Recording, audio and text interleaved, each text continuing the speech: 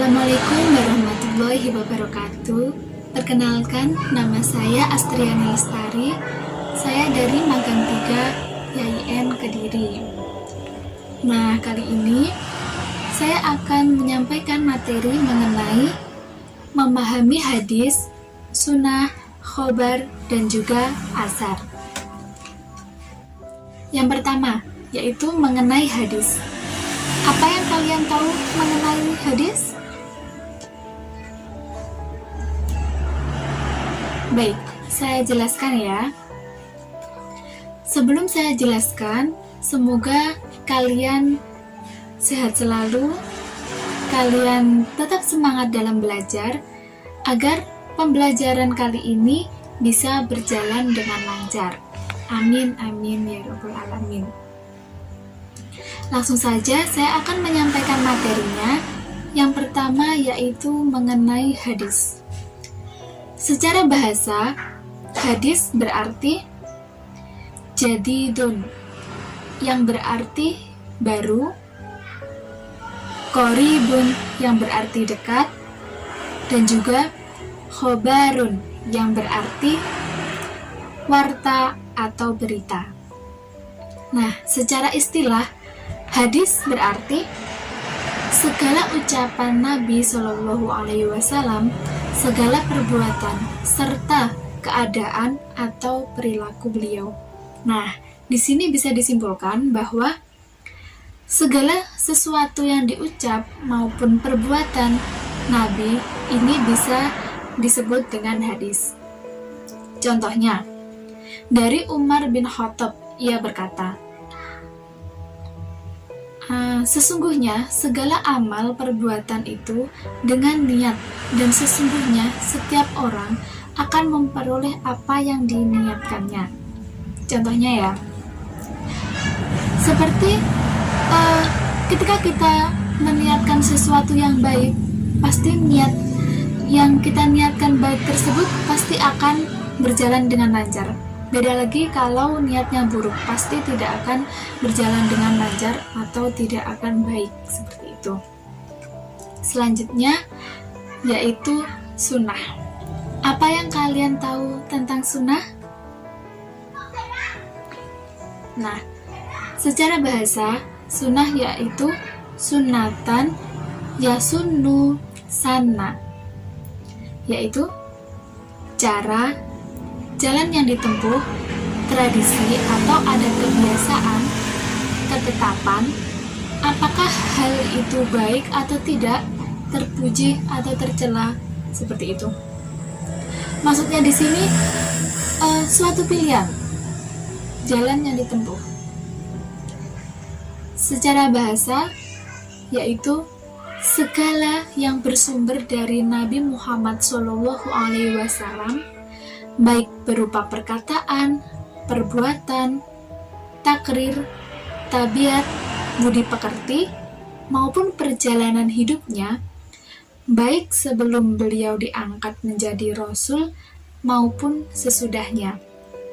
Jadi, yang dimaksud dengan sunnah di sini, semua yang dilakukan oleh Nabi, dari mulai perkataannya, perbuatannya, budi pekertinya, sebelum dan sesudah diangkat menjadi nabi. Yang ketiga yaitu khobar. Apa yang kalian tahu tentang khobar? Baik, saya jelaskan ya. Secara bahasa, khobar yaitu warta atau berita yang disampaikan dari seseorang kepada seseorang. Secara istilah, segala sesuatu yang disandarkan atau berasal dari Nabi Shallallahu Alaihi Wasallam atau dari yang selain Nabi Shallallahu Alaihi Wasallam. Selanjutnya yaitu asar. Apa yang kalian ketahui tentang asar? Nah, secara bahasa asar yaitu bekasan sesuatu atau sisa sesuatu. Asar di sini berarti pula nukilan atau yang dinukilkan.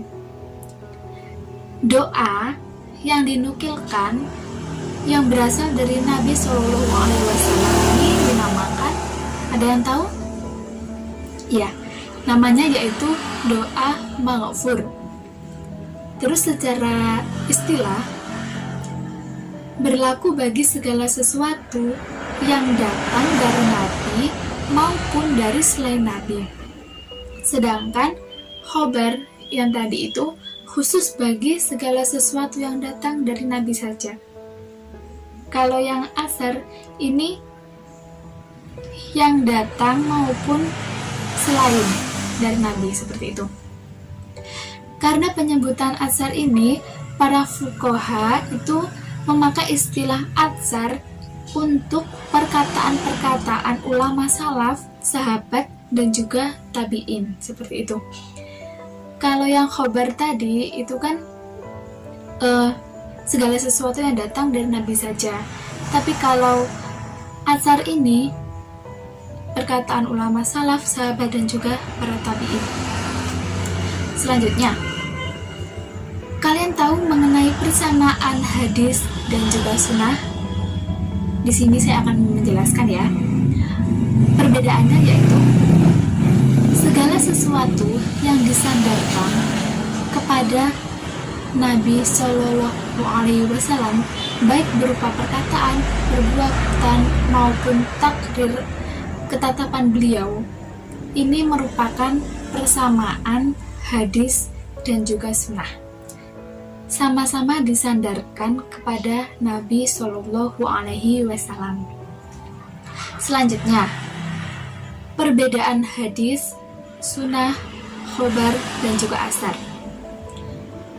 Yang pertama, titik berat sunnah adalah kebiasaan normatif Nabi Shallallahu Alaihi Wasallam, Nabi Muhammad ya. Yang kedua, khobar selain dinisbahkan kepada Nabi Muhammad Shallallahu Alaihi Wasallam, dapat juga dinisbahkan kepada sahabat-sahabat dan juga para tabi'in. Itu kalau khobar. Khobar lebih umum daripada hadis, karena masuk di dalam semua riwayat yang bukan dari Nabi Muhammad Shallallahu Alaihi Wasallam. Kalau asar ini lebih sering digunakan untuk sebutan bagi perkataan sahabat Nabi Muhammad Shallallahu Alaihi Wasallam, meskipun kadang-kadang dinisbahkan kepada beliau. Jadi di sini maksudnya, kalau sunnah ini menitik beratkan pada kebiasaan-kebiasaan Nabi. Kalau khobar ini selain dinisbahkan kepada Nabi Muhammad, juga dinisbahkan kepada sahabat dan juga tabi'in. Khobar ini tidak hanya ke Nabi saja, tetapi ke sahabat-sahabat dan juga para tabi'in, seperti itu ya. Selanjutnya yang atsar tadi sering digunakan untuk sebutan bagi perkataan sahabat Nabi Muhammad. Selanjutnya yaitu perbedaan antara Al-Quran dan juga hadis. Perbedaan dari segi bahasa dan juga makna. Ini sangatlah jelas ya, ada perbedaannya. Al-Quran ini diturunkan dengan bahasa dan juga maknanya langsung dari Allah Subhanahu wa Ta'ala. Kalau hadis ini adalah bahasa dan maknanya ini dari Nabi Sallallahu Alaihi Wasallam. Kalau perbedaan dari segi periwayatan, yang pertama, Al-Quran tidak boleh diriwayatkan dengan maknanya saja, sebab dapat mengurangi kemukjizatannya. Jadi tidak boleh kita meriwayatkan Al-Quran dengan maknanya, karena mungkin bisa merubah artinya seperti itu. Kalau hadis ini boleh diriwayatkan dengan maknanya saja. Yang terpenting dalam hadis ini adalah cara atau maksud dari penyampaian hadis tersebut. kalau Al-Quran itu tidak boleh maknanya saja, jadi harus lengkap. Tapi kalau hadis boleh maknanya saja, asalkan dalam penyampaiannya kita kepada siapapun itu jelas maksudnya, seperti itu. Selanjutnya yaitu perbedaan dari segi kemukjizatan. Ada yang tahu? Ya, Al-Quran ini baik lafal maupun makna ini merupakan mukjizat ya.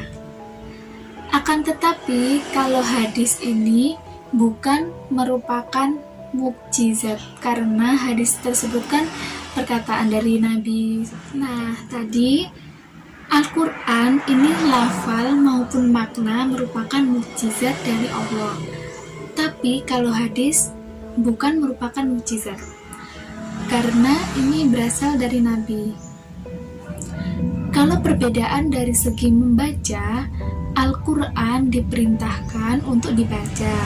Baik pada waktu sholat, wajib membaca surat Al-Fatihah ya, maupun di luar sholat sebagai ibadah. Baik orang yang membaca ini mengerti maupun tidak. Jadi dalam Al-Quran ini semuanya ketika kita membaca satu ayat pun ini dinilai sebagai ibadah. Hadis ini dilarang dibaca ketika sholat dan membacanya tidak dinilai ibadah. Yang terpenting dalam hadis adalah untuk dipahami, dihayati, dan juga diamalkan isinya, seperti itu. Jadi jelas bahwa Al-Quran, semuanya yang berasal dari Al-Quran ini ketika kita pelajari ini merupakan sebuah ibadah. Tapi kalau hadis ini bukan termaksud ibadah, akan tetapi untuk yang dipahami, dihayati, dan diamalkan maknanya dari hadis tersebut, seperti itu. Selanjutnya, perilaku orang yang berpegang teguh kepada hadis, sunnah, khobar, dan juga atsar. Yang pertama, mempelajari hadis dan hal yang berkaitan dengannya bagi seorang muslim merupakan suatu keniscayaan. Bagi umat Islam, hadis merupakan sumber ajaran kedua setelah Al-Quran. Oleh karena itu, rasa ingin tahu tentang hadis harus ditumbuhkan, dikembangkan untuk dapat menjadi seorang muslim yang sesungguhnya. Jadi hadis ini untuk memperkuat Al-Quran, seperti itu. Karena hadis merupakan sumber ajaran kedua setelah Al-Quran. Yang pertama Al-Quran, setelah itu hadis. Yang kedua, mempelajari hadis mendatangkan banyak sekali manfaat.